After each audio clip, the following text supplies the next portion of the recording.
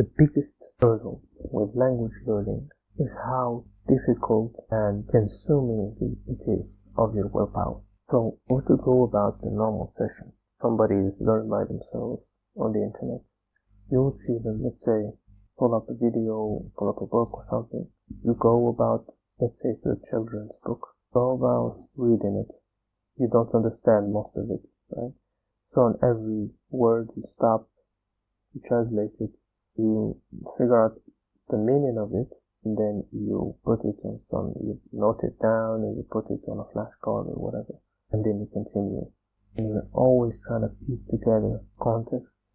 You're trying to memorize stuff, be confused about, certain words, certain phrases, grammatical structures, just a bunch of stuff, and every time you're trying to memorize new words, you're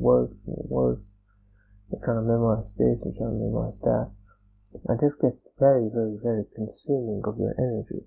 And in a video, it's even more difficult because the person was, sometimes there are some languages where what's been spoken isn't the same as it is being written. The word written is one way, and spoken out is a completely different way. Adding to that, the accents, the speed of talking, the certain times you see people dropping letters here and there of certain words, and it just gets very confusing. And there's also sometimes where you're relying on auto captions of YouTube. They are highly inaccurate. You don't get most of what's being said.